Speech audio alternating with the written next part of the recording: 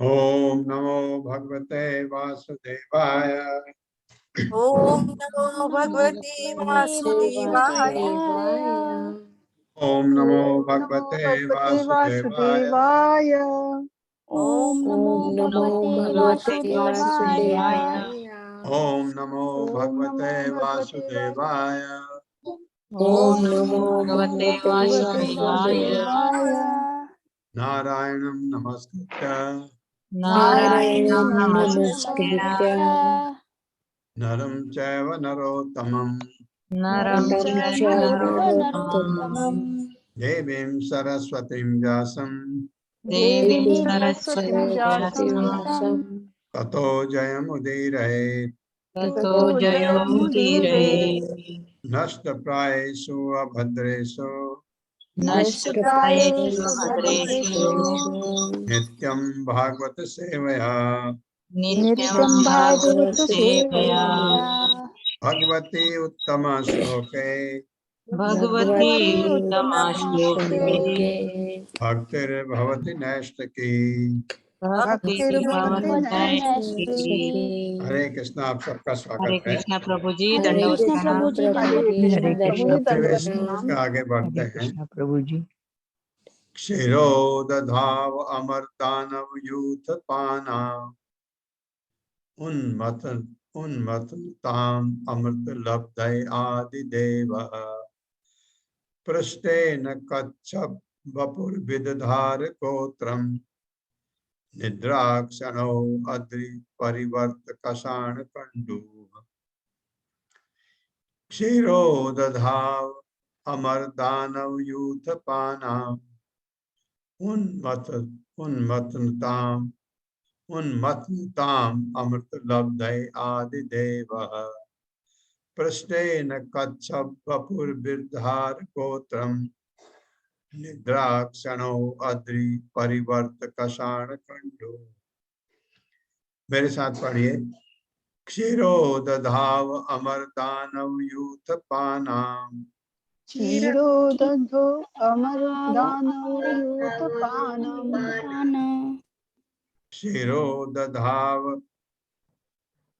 क्षीरो दावमर अमर अमर दानवयूथ पानम दानव यूथ पानाम दानवयुद्धपान क्षीरो दधाव अमर दानव यूथ पानाम दावमर दानवयुद्धपान दानवयूथ पानम उन्मत्तताम अमृत लब्धय आदिदेवः उन्मत्ततानमृतलब्धादिदेव पृष्ठेन कच्छप वपुर्बिर्धार गोत्रम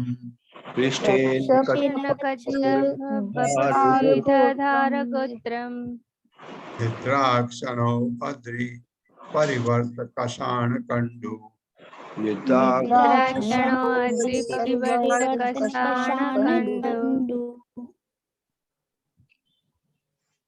हरे कृष्ण। शब्दार्थ है क्षीर दूध, उदयो समुद्र में, अमर देवता दानव असुर, यूथ पानाम दोनों दलों के नायकों का उन्मत्तताम मंथन करते हुए अमृत अमृत लब्धय प्राप्त करने हेतु आदि देव आदि परमेश्वर पृष्ठेन पीठ से कच्छप कछुए का बपु शरीर विदधार धारण किया, गोत्रम मंदर पर्वत, निद्राक्षण निद्रा में, अद्रि पर्वत परिवर्त पर्वत के घूमने से, कषाण रगड़ से, कंडू खुजली। तब आदि भगवान मथानी की तरह उपयोग में लाए जा रहे मंदराचल पर्वत के लिए धुरी आश्रय स्थल के रूप में कच्छप रूप में अवतरित हुए। देवता तथा असुर अमृत निकालने के उद्देश्य से मंदराचल को मथानी बनाकर क्षीर सागर का मंथन कर रहे थे। यह पर्वत आगे पीछे घूम रहा था, जिससे भगवान कच्छप की पीठ पर रगड़ पड़ रही थी। तब वे अगजनी निद्रा में थे और खुजलाहट का अनुभव कर रहे थे। उनकी पीठ रगड़ी जाने लगी। भगवान का जो कच्छप रूप है अवतार लिया भगवान ने। जब अमृत मंथन हुआ क्षीर सागर में, तो भगवान के ऊपर मंदराचल पर्वत खड़ा करके और वासुकी सांप को डोरी बना करके तो मंथन किया समुद्र का। तो उसमें भगवान ने मदद किया इनको, देवताओं को और असुरों को। मेरे साथ पढ़िए। तब आदि भगवान मथानी की तरह उपयोग में लाए जा रहे मंदराचल पर्वत के लिए धुरी घुरी लिखा है, घुरी यानी आश्रय स्थल के रूप में कच्छप रूप में अवतरित हुए। देवता तथा असुर अमृत निकालने के उद्देश्य से मंदराचल को मथानी बनाकर क्षीर सागर का मंथन कर रहे थे। यह पर्वत आगे पीछे घूम रहा था, जिसे भगवान कच्छप की पीठ पर जिससे भगवान का पीठ पर रगड़ पड़ रही थी। कर पड़ रही थी। रही थी। तब वे तब वे वे अगजनी निद्रा में थे जगी निद्रा में थे और खुजलाहट का अनुभव कर रहे थे। खुजलाहट का अनुभव कर कर रहे रहे थे। थे। उनकी पीठ रगड़े जाने लगी। उनकी पीठ रगड़ी जाने जाने लगी। तात्पर्य हरे कृष्ण पल्लवी माता जी। हरे कृष्णा प्रभु जी, हरे कृष्णा सभी को। तात्पर्य श्रील प्रभुपाद जी द्वारा। श्रील प्रभुपाद जी की जय। यद्यपि हमें अनुभव नहीं है किंतु इस ब्रह्मांड में क्षीर सागर विद्यमान है। यहाँ तक कि आज के विज्ञानी भी स्वीकार करते हैं कि हमारे सिर के ऊपर सैकड़ों लाखों लोक मंडरा रहे हैं और हर एक लोक की जलवायु भी भिन्न है। श्रीमद् भागवत ऐसी अनेक सूचनाएं प्रदान करता है जो हमारे वर्तमान अनुभव से मेल नहीं खाती, किंतु जहां तक भारतीय मुनियों का प्रश्न है, वे बिना हिचक के स्वीकार करते हैं कि हम प्रामाणिक ज्ञान ग्रंथों शास्त्र चक्षुर्वत का अवलोकन करें, क्योंकि ज्ञान वैदिक ग्रंथों से ही प्राप्त होता है। अतः हम श्रीमद् भागवत में वर्णित क्षीर सागर की उपस्थिति को तब तक नहीं नकार सकते जब तक हम अंतरिक्ष में मंडराने वाले समस्त लोकों का प्रायोगिक परीक्षण न कर ले। चूंकि ऐसा प्रयोग संभव नहीं है, अतः हमें श्रीमद् भागवत के कथन को यथावत रूप में स्वीकार करना होगा, क्योंकि श्रीधर स्वामी, जीव गोस्वामी, विश्वनाथ चक्रवर्ती तथा अन्य आध्यात्मिक अग्रगण्य जनों ने इसे स्वीकार किया है। वैदिक विधि यही है कि परम अधिकारियों के पद चिन्हों का अनुसरण किया जाए, और जो हमारी कल्पना के परे है उसे जानने की यही एकमात्र विधि है। आदि भगवान सर्वशक्तिमान होने के कारण चाहे जो भी कर सकते हैं, अतः किसी विशेष उद्देश्य से कच्छप या मत्स्य का अवतार ग्रहण करना तनिक भी आश्चर्यकारक नहीं है। हमें श्रीमद् भागवत जैसे प्रामाणिक शास्त्रों के कथनों को स्वीकार करने में कोई संकोच नहीं होना चाहिए। देव तथा असुरों के सामूहिक प्रयास से क्षीर सागर के मंथन के गुरुतर कार्य के लिए विशाल मंदराचल पर्वत के लिए गुरुतर आधार की आवश्यकता थी। फलतः आदि भगवान देवताओं की सहायता के उद्देश्य से विशाल कच्छप के रूप में अवतरित हुए और क्षीर सागर में तैरने लगे। इस पर्वत की रगड़ से उनकी पीठ पर खुजली हो रही थी, किंतु कुछ कुछ सोए रहने से उन्हें इसका आभास नहीं हुआ। हरे कृष्णा प्रभु जी। हरे कृष्ण माता जी। ये कच्छप की जो पीठ होती है बहुत सख्त होती है। जैसे ना एक आपको लगा कि ये भगवान कच्छप का रूप क्यों ले, कोई भी रूप ले सकते हैं। तो जैसे जब भगवान बारह का रूप लिए थे, शुकर रूप में आए, क्योंकि पृथ्वी गर्भक ओशन में डूबी हुई थी और नीचे कीचड़ में, और शुकर जो है कीचड़ में जाने का बहुत एक्सपर्ट होता है, तो भगवान ने शुकर रूप लिया, पृथ्वी को उठाना था। यहाँ पर ये लगा कि कच्छप रूप क्यों लिया भगवान ने, क्योंकि कच्छप की जो पीठ होती है बहुत ही सख्त होती है। तो ये लेकर के मंदराचल पर्वत को उसमें खुरी बना करके उसको ये मथनी की तरह यूज कर रहे थे। तो उसमें भगवान ने मदद किया देवताओं को, ये बताया गया। ये इनका कच्छप रूप जो अलग अलग अवतारों का वर्णन आया, जैसे इतने काम के लिए आए, हो गया कच्छप रूप ऐसे। त्रैपिष्टपोरुभयहास नृसिंह रूपम कृत्वा मद्कुटी दंष्ट कराल वक्त्रम दैतेन्द्रम आसु गदया अभिपतंतम आरात उरौ निपात विदधार नखै स्फुरन्तम्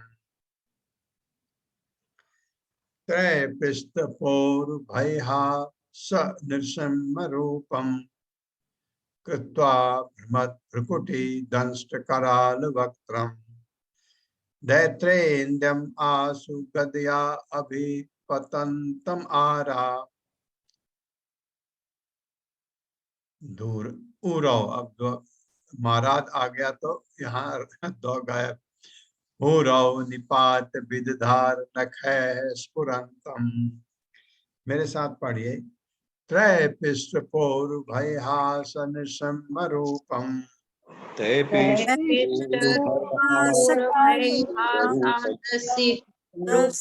रूपम कृत्वा भ्रमद्भ्रुकुटी दंष्टकरालवक्त्रम्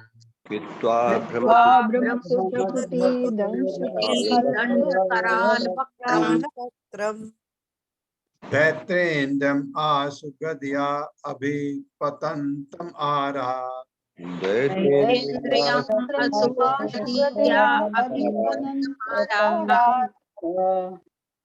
दैत्रेन्द्रम् आशु गदया अभिपतन्तम् आरात्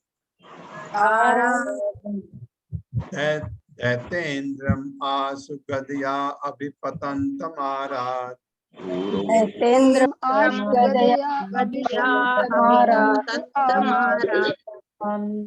पुरौ निपात विदधार नखैः स्फुरन्तम्।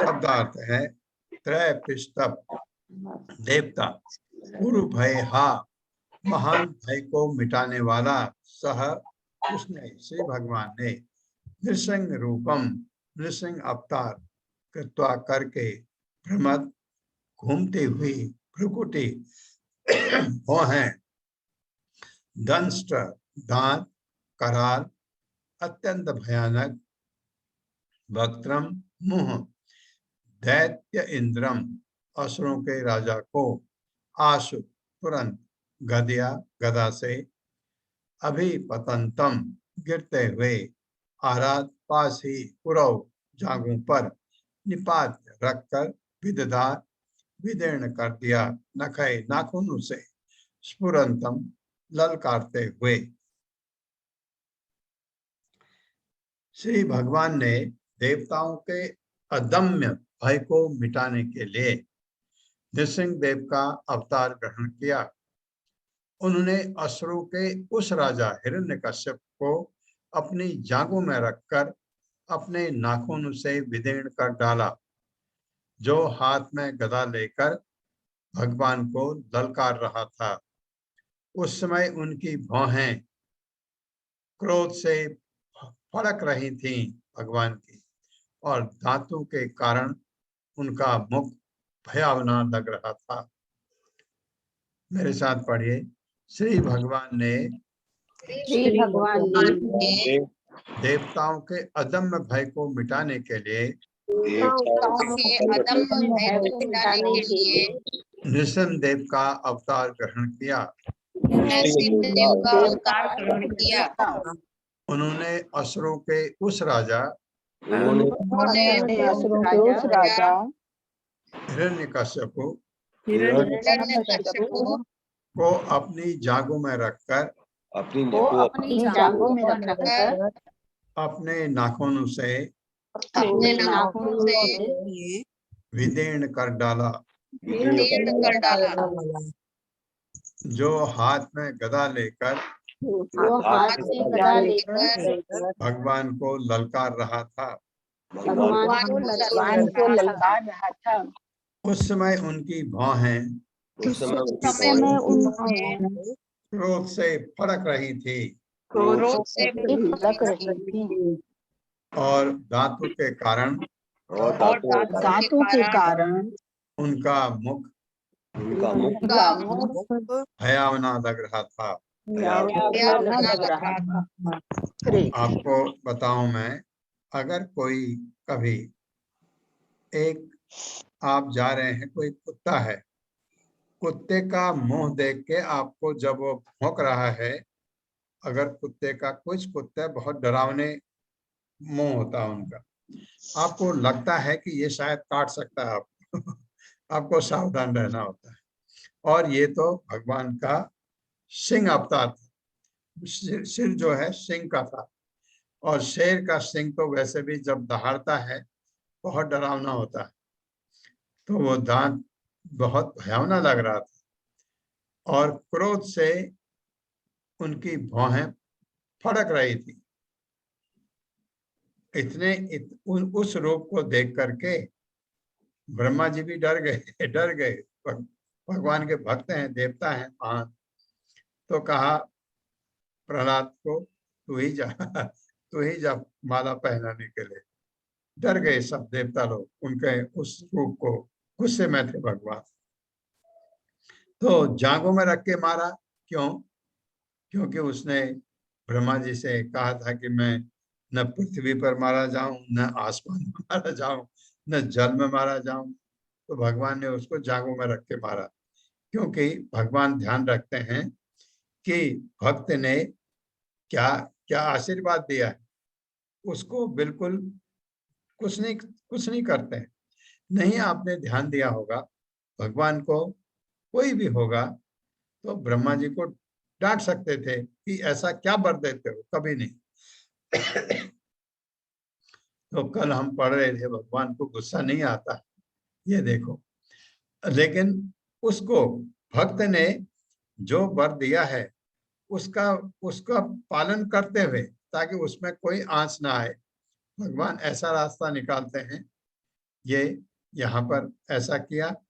और जब शिव जी को भस्मासुर को शिव जी ने भी यही किया। उसने शिव जी की तपस्या की। शिव जी ने कहा, अरे छोड़, इतने तकलीफ क्यों कर रहा है, शरीर को क्या चाहिए? कहा, मैं जिसके सिर में हाथ रखूं वो भस्म हो जाए, तथास्तु। और वो शिव जी के सिर में हाथ रखने की सोचने लगा। तो शिव जी भी भगवान के पास गए। भगवान ने मोहिनी रूप रखा और नचाया उसको। और जैसे ही नाचने लगा, हाथ उन्होंने उठाया, सिर के ऊपर रखा, उसने भी अपने सिर के ऊपर रखा, भस्म हो गया। कभी शिव जी को नहीं कहा ऐसा क्यों वर देते हो, कभी नहीं। जो उनके भक्त ने जो वर दिया है किसी को, तो भगवान उसका भी पालन करते हैं और तरीका निकालते हैं। यह है भगवान की खास बात। तात्पर्य माता जी। हरे कृष्णा सुधीर प्रभु जी। अनम्यूट कर दीजिए माता जी, आवाज आ रही है? किया हाँ, है आवाज प्रभु, आ आ रही रही आ रही। अच्छा, हरे कृष्णा सभी को। श्री प्रभुपाद जी की जय। श्री प्रभुपाद जी का द्वारा तात्पर्य, हिरण्यकश्यप तथा उसके पुत्र महान भगवत भक्त प्रहलाद महाराज का जीवन चरित्र श्रीमद् भागवत के 7वें स्कंद में वर्णित है।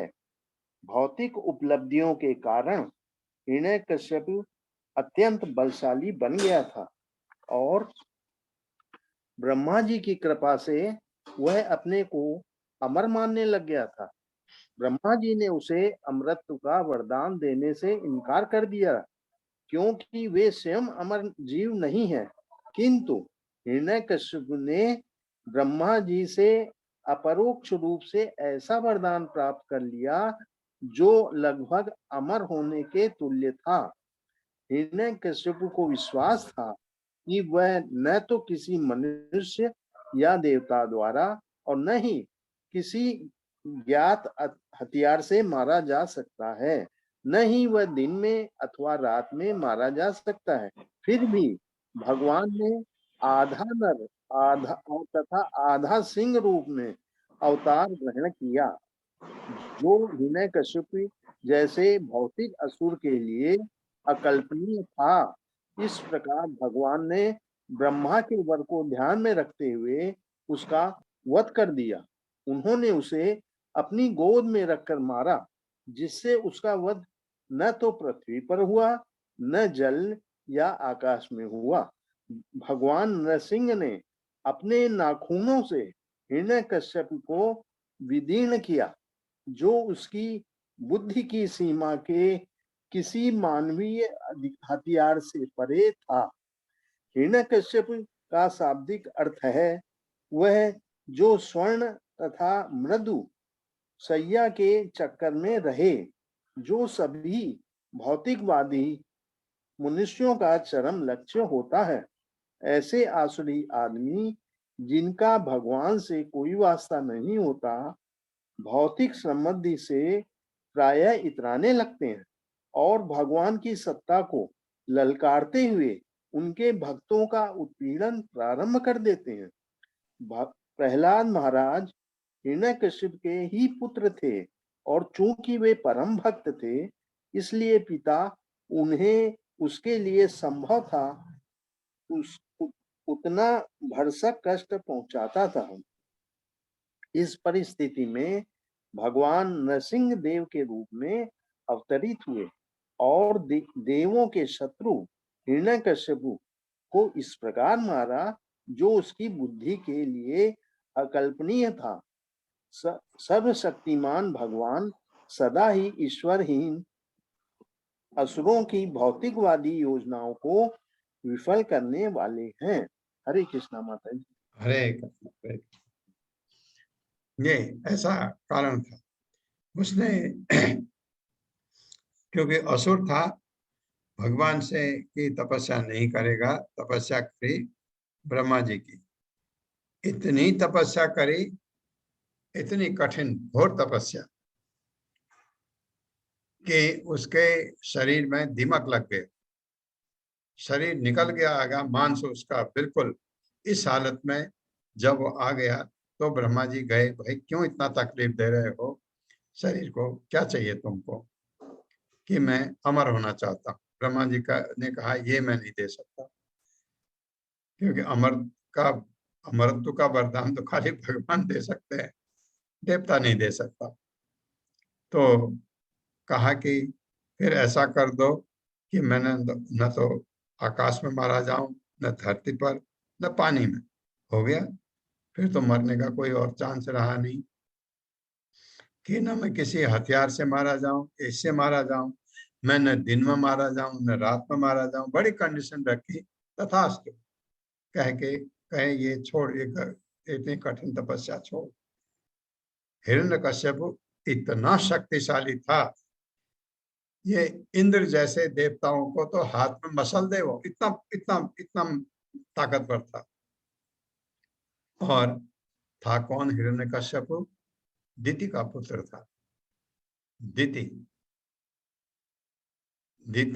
अदिति आपने सुना होगा। अदिति से देवता लोग पैदा हुए और दिति से राक्षस पैदा हुए। दिति क्योंकि ये दक्ष के पुत्री थी। दिति, दक्ष ने अपनी 13 कन्याओं को कश्यप मुनि को दिया था। पूछा था, लड़कियों से पूछा था, काफी लड़कियां थी दक्ष की, कि तुम कौन सा वर चाहते हो बताओ। ये उसका उस समय तो ऐसा कम होता था, पर दक्ष ने काफी बड़ा दिल दे करके लड़कियों से पूछा। तो 13 लड़कियों ने कहा हम कश्यप मुनि से शादी करना चाहते हैं। 13 लड़कियां कश्यप मुनि को दे दी। ये दक्ष की पुत्री सती भी थी, जो शिव जी को ब्याही उन्होंने। लेकिन ये 13 लड़की में से दिति का कोई बच्चा नहीं था और उनके बच्चे थे। तो दिति के दिमाग में कुछ आया, आगे वर्णन आएगा इसका भागवतम में। दिति के दिमाग में क्या फितूर आया, शाम का टाइम था। शाम के टाइम में वो कश्यप मुनि अपनी तपस्या में बैठे थे और शाम का टाइम होता है जब आपको शाम की संध्या आरती वगैरह का टाइम होता है। उस टाइम पर उससे कहा मुझे पुत्र चाहिए। अभी कितना उन्होंने समझाया ये समय बहुत गलत है ऐसा करके, और उन्होंने कहा अभी तो शिव जी भी ऐसे अपने गणों के साथ घूमते हैं। उसने कहा नहीं, हम किसी कमरे में चले जाएंगे, किसी ऐसे जगह जहां वो नहीं देख पाएंगे। उन्होंने कहा शिव जी के तो तीसरी आंख भी है, वो कहीं कहीं भी देख सकते हैं। मानी नहीं दी। तो फिर उसके बाद दोनों का संभोग हुआ। संभोग के बाद दिति लटकाए मुंह से आई कश्यप मुनि के पास कि मेरे से ये जो गलती हो गई इसको आप किसी तरह से बचाओ, मेरे बच्चे जो हैं उनको तकलीफ नहीं होनी चाहिए। कि माँ हो गई ना, माँ में ये होता है, जब गर्भ में बच्चा है माँ को उससे ज्यादा प्रोटेक्शन किसी चीज का नहीं चाहिए। तो उसने कहा कि मेरे से शिव जी के प्रति मेरे से अपराध हो गया, लेकिन शिव जी आपके छोटे भाई की तरह है। क्यों? साड़ू भाई थे ना, सती की शादी शिव जी से थी और सती छोटी बहन थी दीदी की। तो कहा कि आप उनसे अपने भाई के रूप में बात करके उनसे कहो कि मेरे को कोई नुकसान न हो। देखिए माँ का प्यार देखिए आप बच्चों के लिए। तो उन्होंने कहा तेरे जो 2 बच्चे पैदा होंगे, तेरे महान थे कश्यप मुनि, 2 बच्चे पैदा होंगे, दोनों इतने जबरदस्त राक्षस पैदा होंगे, सारे लोगों को तकलीफ देंगे, सबको बहुत तकलीफ होगी उनसे, ये ऐसा ऐसा करेंगे, ऐसा करके बताया। तो आ, फिर दीदी ने जब उन्होंने कहा तुमने शिव जी को के लिए तुम्हारा आदर देख करके, मेरे लिए तुम्हारा आदर देख करके एक चीज भगवान अवश्य करेंगे कि इसका तुम्हारे पुत्र का या पौत्र जो पोता होगा भगवान का परम भक्त होगा। तुम्हारे पुत्र का जो बेटा होगा प्रहलाद ऐसा भक्त होगा कि जितना यश भगवान को दिया जाता उतना ही यश मिलेगा उसको। सब जगह उसको, हर जगह आप देखते हैं जहां भी नृसिंहदेव भगवान की आरती होती, कहीं भी आप देखेंगे वहां प्रहलाद जरूर होता है, जरूर। और जब आप उनकी आरती करते हैं नृसिंहदेव भगवान की, प्रहलाद का नाम अवश्य आता है। जब आप आरती करके बोलते हैं नृसिंहदेव भगवान की जय, फिर बोलते हैं प्रहलाद महाराज की जय। ये ऐसा, तो उस उतना ही यश प्राप्त करेगा, भगवान का महान भक्त होगा। और तेरे पुत्रों को भगवान मारेंगे खुद। तो दीदी बहुत ही खुश हो गई। देखिए इतना ज्ञान उसको था दीदी को, क्योंकि दक्ष की पुत्री थी। तो दीदी ने कहा ये तो बहुत ही हर्ष की बात है कि मेरे पुत्रों का वध भगवान अपने सुदर्शन चक्र से करेंगे, बहुत अच्छी बात है। तो दूसरा दीदी ने कहा कि मेरा पोता भगवान का भक्त होगा, इससे बड़ी अच्छी खबर क्या, अच्छी चीज मेरे लिए क्या हो सकती है। तो उसने कश्यप मुनि को धन्यवाद दिया कि ऐसी खबर उसको सुनाई उन्होंने। ये ऐसा इसका क्या कहते हैं, ये स्टोरी है। ये हिरण्यकश्यप और हिरणाक्ष, हिरणाक्ष को 12 भगवान ने मारा था और इनको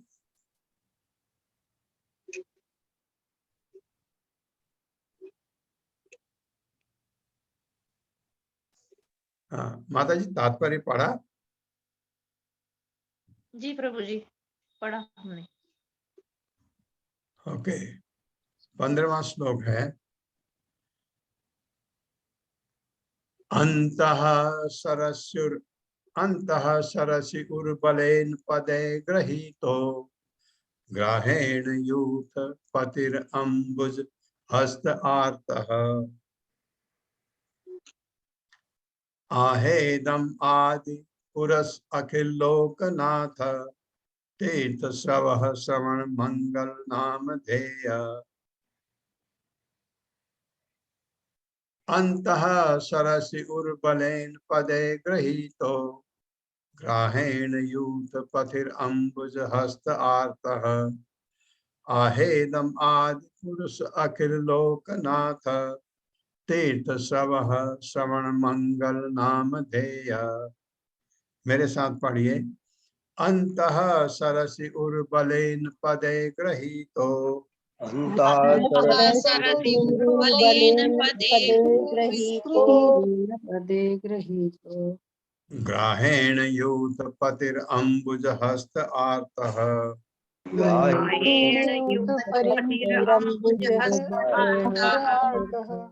आहेदम आदि पुरुष अखिल लोकनाथ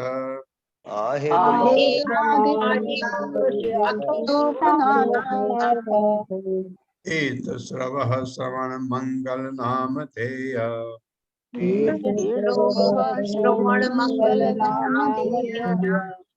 शब्दार्थ अंतः सरसी नदी के भीतर उर्बलेन श्रेष्ठ शक्ति से पदे पांव ग्रहीतः पकड़ा गया ग्राहेण मगर द्वारा यूथ पति ही हाथियों के नायक का ये गजेंद्र होगा अम्बुज हस्तः हाथ में कमल का पुष्प लेकर आर्तः अत्यधिक पीड़ित आह संबोधित किया इदम इस प्रकार आदि पुरुष आदि भोक्ता अखिल लोकनाथ ब्रह्मांड के स्वामी तीर्थ श्रव तीर्थ स्थल की भांति विख्यात श्रवण मंगल जिसके नाम के सुनने मात्र से सारा कल्याण हो नाम ध्येय जिसका पवित्र नाम जप के योग्य है अत्यंत बलशाली मगर के द्वारा नदी के भीतर पांव पकड़ लिए जाने से हाथियों का नायक अत्यंत पीड़ित था उसने अपनी सूंड में कमल का फूल लेकर भगवान को इस प्रकार संबोधित किया हे आदि भोक्ता ब्रह्मांड के स्वामी हे उद्धारक हे तीर्थ के समान विख्यात आपके पवित्र नाम को जपे जाने के आपके पवित्र नाम जो जपे जाने के योग्य हैं उनके श्रवण मात्र से ही सभी लोग पवित्र हो जाते हैं ये गजेंद्र ने प्रार्थना की थी फंस गया था मेरे साथ पढ़िए अत्यंत बलशाली मगर के द्वारा नदी के भीतर पांव पकड़ लिए जाने से हाथियों का नायक अत्यंत पीड़ित था उसने अपनी सूंड में कमल का फूल लेकर भगवान को इस प्रकार संबोधित किया भगवान को इस प्रकार संबोधित किया हे आदि भोक्ता ब्रह्मांड के स्वामी हे उद्धारक हे तीर्थ के समान विख्यात आपके पवित्र नाम जो जपे जाने के योग्य हैं उनके श्रवण मात्र से ही सभी लोग पवित्र हो जाते हैं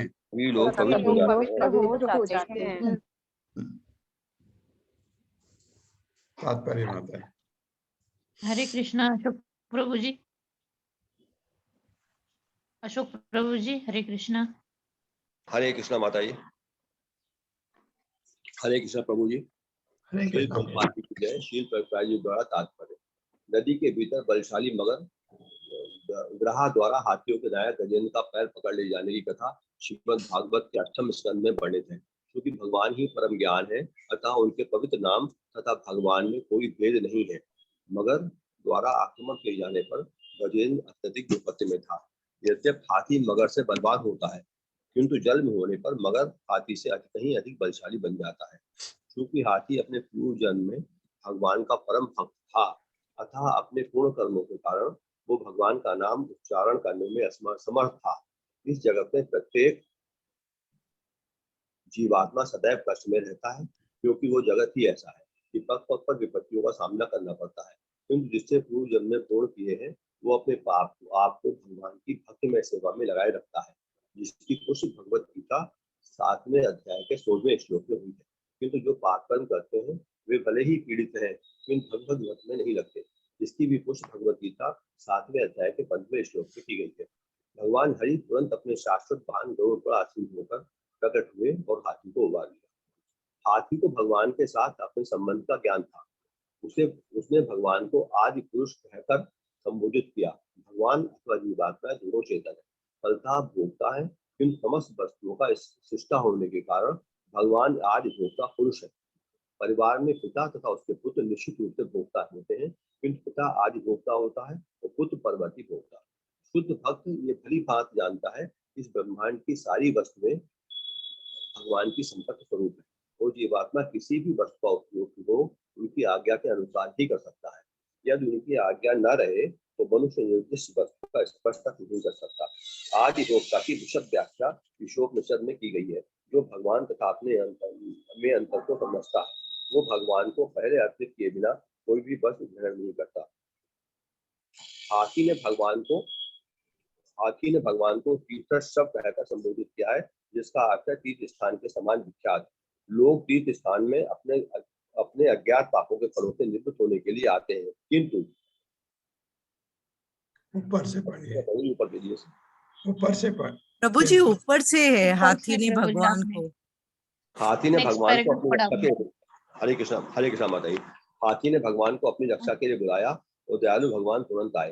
यो तो भगवान सबके रक्षक हैं, किंतु जो उनकी श्रेष्ठता को स्वीकार करता है और व्यथा गर्व नहीं करता या उनकी समता का दम नहीं भरता, उसको वे वरीयता प्रदान करते हैं।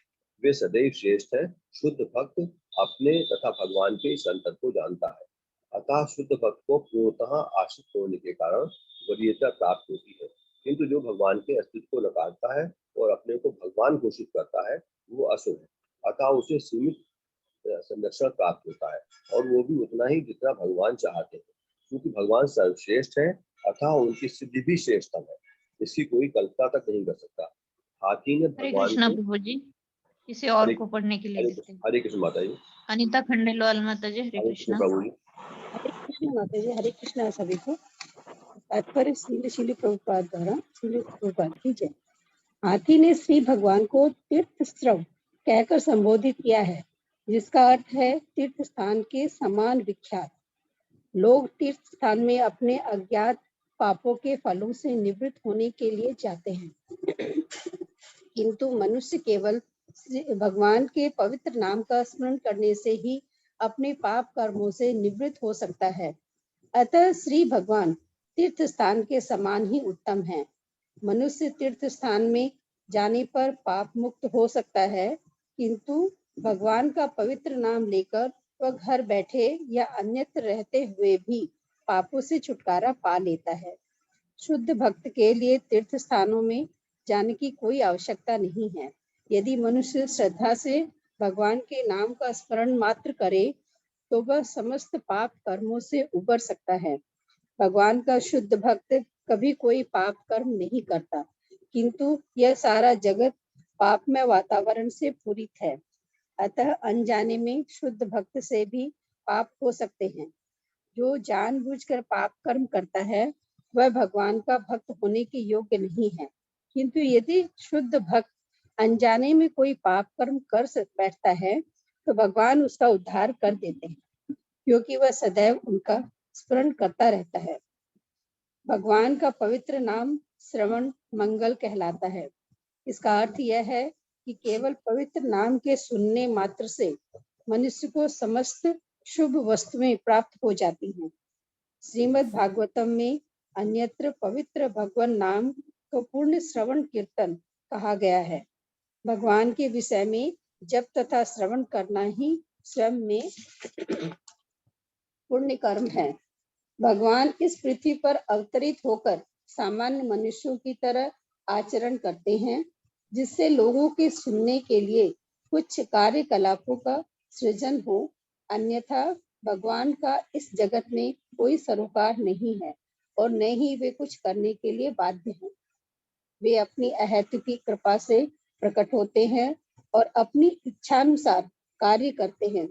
समस्त वेद तथा पुराण उनके विविध कार्यकलापों के विवरणों से भरे हैं, ताकि सामान्य लोग उनके विषय में सुनने तथा पढ़ने के इच्छुक रहें। तो भी सामान्य रूप से आधुनिक कहानियां तथा उपन्यास लोगों का अधिकांश मूल्यवान समय ले लेते हैं। ऐसा साहित्य कभी कोई भलाई नहीं कर सकता, उल्टे वह नवयुवकों के मन को आंदोलित करने वाला होता है, जिसमें रजो तथा तमो गुण की वृद्धि होती है, जिससे भवबंधन प्रगाढ़ होता जाता है। सुनने तथा पढ़ने की इस प्रवृत्ति का सदुपयोग भगवान के कार्यकलापों को सुनने और पढ़ने में किया जा सकता है। इससे चातुर्दिक लाभ होगा। अतः निष्कर्ष यह निकलता है कि पवित्र भगवान नाम तथा उनके आख्यान श्रवणीय है, इसलिए उन्हें यहाँ पर नाम ध्येय कहा गया है, जिसका अर्थ है वे जिनका पवित्र नाम जप कीर्तन करने योग्य है। हरे कृष्णा प्रभु जी। हरे कृष्ण, हरे कृष्ण। तो ये बड़ा अच्छा बताया है। तीर्थ स्थान जाते हैं हम कि अपने हमारे जो हमसे गलती से भी कोई कहीं पर पाप हो गया हो वो धुल जाए, तो आप जाते हैं कुछ ऐसे जगह जैसे गंगा में स्नान करते हैं या तीर्थ स्थलों में जाते हैं। तीर्थ स्थल हम जाते हैं, हम वहाँ गंदगी फैला के आते हैं, और भगवान का कोई महान भक्त जाता है, उन गंदगी को जाने वो गंदगियां साफ हो जाती हैं। तो तीर्थ स्थान का ये महत्व अवश्य है। और प्रभुपाद कह रहे हैं आप अगर शुद्ध भक्ति कर सकते हैं घर में, तीर्थ स्थान जाने का जरूरत ही नहीं है। तीर्थ स्थान अवश्य जाना चाहिए, ये मतलब नहीं है कि नहीं जाना चाहिए, लेकिन वही चीज आप घर में भी कर सकते हैं हरि नाम जप करके। आप अगर हरे कृष्णा महामंत्र का जप करते हैं तो आप ही शुद्ध नहीं होते हैं, जहां आप मंत्र जप रहे हैं वो जगह भी शुद्ध हो जाती है वो। और अगर आप बहुत शुद्ध मन से, आस्था से, प्रेम से भगवान का नाम जपते हैं तो वो जगह जहां आप जप रहे हैं वो भी शुद्ध हो जाती है। ये इसलिए प्रभुपाद ने ये इसलिए कहा है कि हरि नाम जपना कलयुग में वैसे भी बहुत महत्वपूर्ण है कि भगवान नाम तथा उनके आख्यान श्रवणीय, इसलिए उन्हें यहाँ पर नाम दे कहा गया है।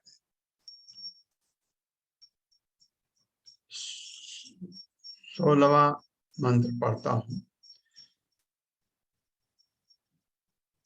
श्रुत्वा हरिहितम् अरणातिनं प्रमेयस् चक्रायुधः पतगराज भुजाधिरूढः चक्रेण नक्र वदनं विनिपाट्य तस्मात् हस्ते प्रगृह्य भगवान कृपयो जहार। श्रुत्वा हरिस्तम् अरणार्थिनम् अप्रमेयम् अप्रमेयस्, या अप्रमेयः दोनों चीज कर सकते हैं। श्रुत्वा हरिस्तम् अरणार्थिनम् अप्रमेयस् चक्रायुधः पतगराज भुजाधिरूढः चक्रेण नक्रवदनं विनिपाट्य तस्मात् हस्ते प्रगृह्य भगवान कृपयो जहार। कृपयो जहार, मेरे साथ पढ़िए। श्रुत्वा हरिः तम् अरणार्थिनम् अप्रमेयः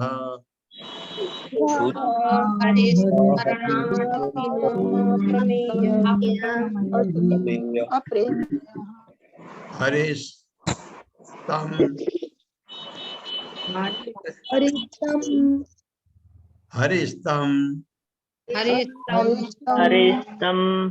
अरणार्थिनम् अरणार्थिनम् अप्रमेयस् श्रुत्वा हरिस्तम् अरणार्थिनम् अप्रमेयः श्रुत्वा हरितम् अरणार्थिनम् अप्रमेयः चक्रायुधः पतगराज भुजाधिरूढः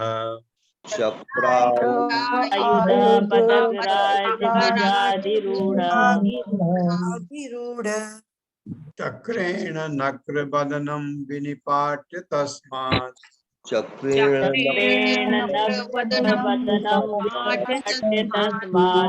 तस्मात् हस्ते प्रगृह्य भगवान् कृपयो जहार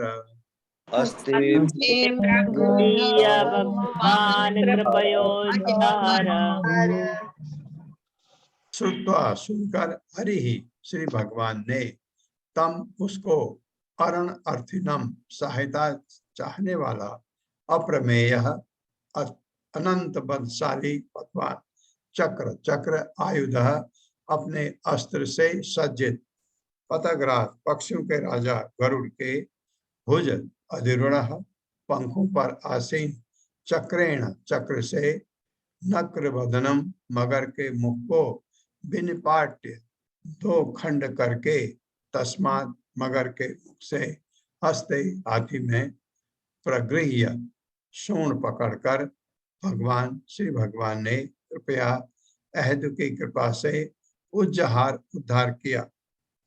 हाथी की पुकार सुनकर हाथी की पुकार सुनकर श्री भगवान को लगा कि उसे उनकी अविलंब सहायता की आवश्यकता है, क्योंकि वह घोर संकट में था। तब पक्षीराज गरुड़ के पंखों पर आसीन होकर भगवान अपने आयुध चक्र से सज्जित होकर वहां पर तुरंत प्रकट हुए। उन्होंने हाथी की रक्षा करने के लिए अपने चक्र से मगर के मुंह के खंड खंड कर दिए और हाथी के सूंड से पकड़कर उसे बाहर निकाल दिया। मेरे साथ पढ़िए। हाथी की पुकार सुनकर श्री भगवान को लगा कि उसे उनकी अविलंब सहायता की आवश्यकता है,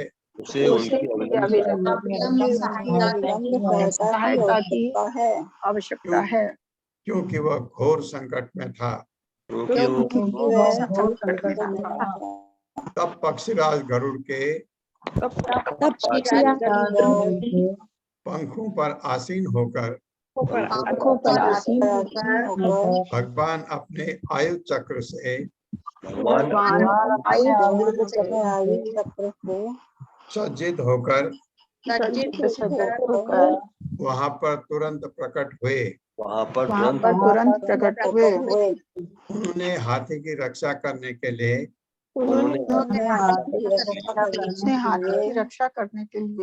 अपने चक्र से मगर के मुंह के खंड खंड कर दिए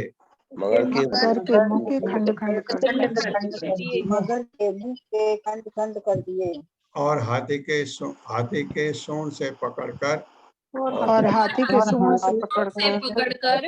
उसे बाहर निकाल दिया। ये आर्त है। चतुर्विधा भजन्ते मां, ये भगवान कहते हैं 7वें अध्याय में। उनमें से आते हैं आरती, जो तकलीफ में है। ये तकलीफ में थे गजेंद्र, और द्रौपदी तकलीफ में थी। द्रौपदी ने भी भगवान को याद किया। सबको उधर देखा, कुछ नहीं, हरे कृष्ण भगवान को याद किया। भगवान आए और द्रौपदी की रक्षा की। यहाँ गजेंद्र, क्योंकि गजेंद्र भगवान का भक्त रहा है पहले। तात्पर्य माता जी। हरे कृष्णा। पूनम माता जी, पूनम चौहान माता जी, हरे कृष्णा। हरे कृष्णा। संतोषी माता जी। हरे कृष्णा प्रभु जी, हरे कृष्णा माता जी, हरे कृष्णा सभी को। श्री प्रभुपाद जी की जय। श्री प्रभुपाद जी के द्वारा तात्पर्य: भगवान वैकुंठ लोक में रहते हैं। कोई यह नहीं अनुमान कर सकता कि यह लोक कितनी दूर स्थित है, किंतु ऐसा कहा जाता है कि यदि कोई वायुयान से या मन से उस लोक पर पहुंचना चाहे तो लाखों वर्षों तक यात्रा करने पर भी वहां नहीं पहुंच सकेगा। आधुनिक विज्ञानियों ने वायुयानों का आविष्कार किया, किंतु वे भौतिक हैं, जबकि योगी मन रूपी यान से यात्रा करने का प्रयास करते हैं। ये योगी अपने मन यान से तुरंत ही कितनी भी दूर पहुंच सकते हैं, किंतु ईश्वर के राज्य वैकुंठ लोक तक ना तो वायुयान की ना मन यान की ही पहुंच है, क्योंकि वह भौतिक आकाश से बहुत परे स्थित है। ऐसी स्थिति में भला हाथी की प्रार्थना उतनी दूर तक कैसे सुन पड़ी और भगवान तक तत्क्षण उस स्थान पर कैसे पहुंच गए? मानव कल्पना से इन बातों की गणना संभव नहीं। यह सब भगवान की अनंत शक्ति से ही संभव हो सका। इसलिए भगवान को यहाँ अप्रमेय कहा गया है, क्योंकि सर्वाधिक बुद्धिमान मनुष्य का मस्तिष्क भी गणित की गणना से उनकी शक्तियों की कल्पना नहीं कर सकता। भगवान इतनी दूरी से भी सुन सकते हैं, खा सकते हैं और एक पल के अंतराल में सभी स्थानों में एक साथ प्रकट हो सकते हैं। ऐसी है भगवान की सर्वशक्तिमत्ता।